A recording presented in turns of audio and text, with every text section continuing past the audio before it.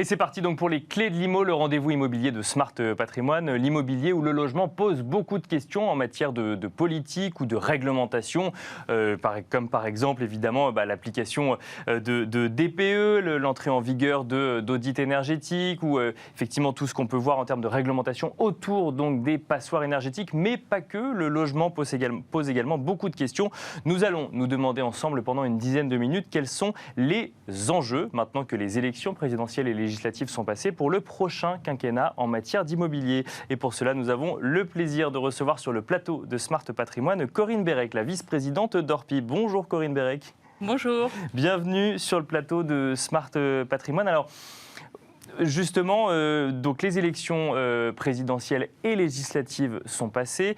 À l'heure actuelle, on a conscience, ou en tout cas, on a eu confirmation que la Première ministre, Elisabeth Borne, était confirmée donc, au poste de Première ministre. On n'a pas du tout de vision sur le futur gouvernement. En revanche, on sait que sur les 2 mois qui se sont tenus entre l'élection présidentielle et les élections législatives, il n'y a pas eu de ministre du logement à proprement parler. En revanche, ce sujet du logement était rattaché à la ministre de la Transition écologique et de la cohésion des territoires. On ne sait pas ce qu'il en sera dans le nouveau gouvernement. L'idée ici n'est pas de parler de composition de gouvernement, je vous rassure, mais plus de vous poser la question à vous qui avez une vision terrain concrète du métier de l'immobilier. Quels sont, selon vous, les grands enjeux à prendre en compte, que ce soit en matière d'immobilier ou de logement pour les 5 années à venir ?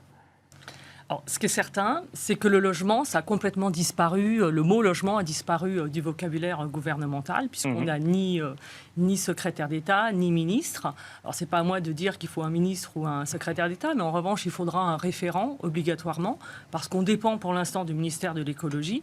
Alors, bien sûr que les enjeux sont importants et c'est fondamental, mais il faudra un référent pour redonner un souffle, en fait, à l'immobilier, pour se poser les bonnes questions.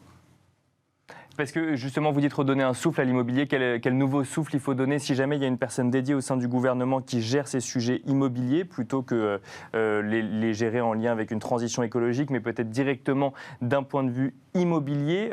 Qu'est-ce qu'il faudrait faire? Quels sont les grands chantiers qui pourraient permettre de donner un souffle justement nouveau à l'immobilier? Alors, par rapport au ministère de l'écologie, il doit y avoir une transversalité, mais il faut se poser les bonnes questions. Si on ne réfléchit pas sur l'immobilier, sur le parc privé et sur le parc public, on va au clash.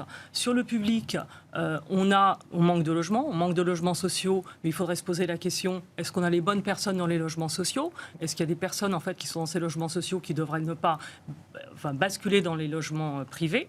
Ça pourrait effectivement être une solution pour loger ceux qui en ont vraiment besoin et les mal logés, qui auraient besoin et qui attendent ces logements sociaux, donc dégager des logements.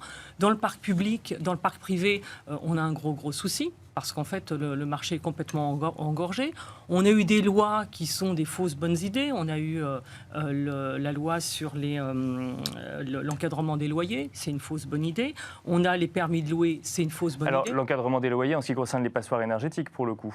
L'encadrement des loyers qu'on a depuis plusieurs années, en fait, ça n'a pas fluidifié le marché. L'encadrement des loyers dans les grandes villes, qu'est-ce qui s'est passé à Paris, à Marseille ou à Bordeaux? Les investisseurs, au lieu d'investir à Paris, ils sont allés dans les plus grandes, dans les moyennes villes. Et en fait, donc, ils ont fait augmenter le prix des moyennes villes. En fait, sur le prix des augmentations, on a des villes en fait, comme Strasbourg qui a augmenté de 17%, Nancy 15%, Chartres 31%. Donc en fait, les investisseurs ont investi dans ces villes-là au détriment de la population locale qui ne peut pas se loger. Et ça, pour vous, c'est une conséquence directe finalement de l'encadrement des loyers, puisque du coup, on perdait quoi en tant qu'investisseur? On perdait en rentabilité sur des investissements immobiliers dans la capitale, et donc on allait la chercher ailleurs. Et ça faisait mécaniquement augmenter les prix. En fait, la bonne volonté, elle va venir de tous. En fait, il va falloir en fait que les pouvoirs publics nous aident à avoir des lois en fait pour encourager en fait l'investissement, mais des vraies bonnes lois. Il va falloir que nos investisseurs chez Orpi, qui constituent en fait une bonne partie de notre clientèle, soient également un peu raisonnables. On ne peut pas dans l'immobilier, quand on investit, on ne peut pas et avoir des déductions fiscales et déduire ses intérêts d'emprunt et se faire payer la moitié, l'intégralité de son loyer par son locataire et en plus avoir une plus-value latente. Donc en fait, il faut que nos investisseurs soient plus raisonnables et puis il faut vraiment encourager le marché de l'investissement parce que moi je suis très inquiète pour les locataires. Les jeunes qui arrivent sur le marché du travail ne peuvent pas se loger. En fait. Ils ne peuvent pas acheter ou ils ne peuvent pas se loger même en location les deux. Les deux, d'accord. Que ce soit de la location ou de l'achat, ils ne peuvent pas se loger aujourd'hui. Oui, la moyenne de nos locataires, en fait, elle recule. Alors, effectivement, on vit plus vieux, ça c'est une bonne chose. Enfin, c'est aussi un gros problème pour nos seniors qui n'arrivent plus à rester chez eux, à payer leurs charges de copropriété. Donc, bien sûr, il y a des solutions chez Orpi comme le viager pour les accompagner, mais ça ne peut pas être que cette solution-là. On voit d'ailleurs que le viager revient pas mal dans les discussions depuis quelques années. C'était une formule un peu désuète et là on voit effectivement que justement pour financer une fin de vie ou en tout cas des années de retraite, après déjà pas mal d'années de retraite d'ailleurs pour certains, on vend la nue propriété de son habitat pour pouvoir financer le reste. Pour pouvoir rester chez soi, payer ses charges et là vraiment nous on a un rôle à jouer en tant qu'agent immobilier et chez Orpi on les accompagne effectivement pour qu'ils aient une vie décente. Le problème il est également chez nos jeunes. En fait, donc on vit plus vieux, mais on travaille plus. On arrive sur le marché du travail plus vieux.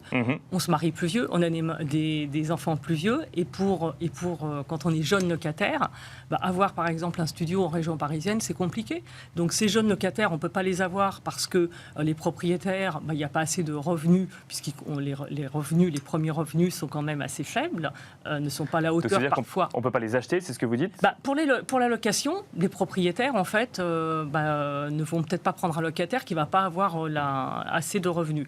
Donc en fait, ces jeunes locataires, soit ils restent chez leurs parents, soit ils vont en colocation. Donc chez Orpi, on aide aussi à la colocation, on aide à faire comprendre à nos bailleurs qu'il faut accepter la colocation, ou alors ils ont des chambres chez l'habitant. Mais si on ne retrouve pas ces jeunes sur le marché locatif, ces mêmes jeunes-là, ils passent du studio aux 2 pièces, après ils achètent, mais la majorité des Français consacrent plus de 34% à leur logement. Donc on n'a pas de ministre de logement, on n'a pas de référent, mais c'est la première dépense des Français. Si on n'a pas ces jeunes au départ, comment on va les retrouver quand ils vont passer du studio aux 2 pièces ou du 3 pièces ou acheter une maison plus tard ? Mais alors justement, je reviens sur le sujet de plafonnement des loyers dont vous avez parlé. Justement, est-ce que le plafonnement des loyers ne peut pas être un moyen de donner accès aux jeunes, à ceux qui ont le moins les moyens, au logement justement ? Alors, faudrait l'encadrer à ce moment-là partout en France. Alors, pourquoi pas, mais avec certains garde-fous. Et puis, il faudrait inciter les investisseurs, parce que si on n'a plus d'investisseurs, on va avoir encore un parc locatif qui va se réduire comme la peau de chagrin. La deuxième fausse bonne idée, c'est le permis de louer. Le permis de louer, je pense qu'il va complexifier le marché plutôt que de le fluidifier. Alors peut-être redéfinir pour ceux qui nous écoutent le projet de permis de louer. Le permis de louer, c'est des communes qui vont imposer en fait une autorisation à nos bailleurs pour louer leur appartement et peut-être à chaque location. Donc ça, déjà, quand on est propriétaire d'un appartement, on loue avec une crainte. On se dit, bon, est-ce que notre locataire va payer ? On est déjà un petit peu anxieux. Donc si on rajoute en fait de la complexité avec ce permis de louer, ça va pas fluidifier le marché. Et le souci, en plus de ce permis de louer, c'est pour pallier aux marchands de sommeil, qui est un vrai problème. Est-ce que vous pensez que les marchands de sommeil vont demander des permis de louer à la mairie ? Non, jamais de la vie. Mais ça peut donner quand même peut-être un argument pour ensuite aller, un argument légal pour ensuite aller attaquer potentiellement un marchand de sommeil parce que justement il n'aura pas son permis de louer. Mais le marchand de sommeil, soyons réalistes, est-ce que vous pensez que le marchand de sommeil qui loue des logements indécents, il va aller se déclarer en mairie ? Non, il va continuer à faire ses petites affaires. Donc ça ne va pas fluidifier, ça va le complexifier pour tous les bailleurs qui sont de bonne foi. Je reviens sur le sujet investisseur, puisque on est dans une émission sur la gestion de patrimoine, donc effectivement, on va s'intéresser un petit peu aux investisseurs. Quel impact justement d'un permis de louer sur un investisseur en immobilier, quelqu'un qui va acheter un appartement pour ensuite le mettre en location ou une maison pour ensuite la mettre en location? Ça veut dire que quoi? Ça crée une incertitude supplémentaire sur l'usage qu'on peut faire du bien qu'on aura acheté? Parce qu'un bailleur qui va être bien encadré par son agence, le client, on va lui proposer un logement décent qu'il va pouvoir louer et on va l'accompagner, on va étudier le DPE avec lui, on va l'accompagner pour qu'il ait une location, un parcours un parcours serein, fluide. Oui. fluide. Donc non, c'est pas le bailleur classique. Ça va rien lui changer, sauf que ça va le complexifier, cette démarche face à chaque location. Enfin, il va peut-être devoir redemander. Et puis on sait qu'en France, on connaît les lourdeurs administratives. Merci beaucoup Corinne Bérec d'être venue sur le plateau de Smart Patrimoine nous détailler un petit peu les enjeux donc en matière d'immobilier. Selon vous, je rappelle que vous êtes la vice-présidente d'Orpi. Merci également à vous de nous avoir suivis. On se retrouve tout de suite dans Enjeux Patrimoine.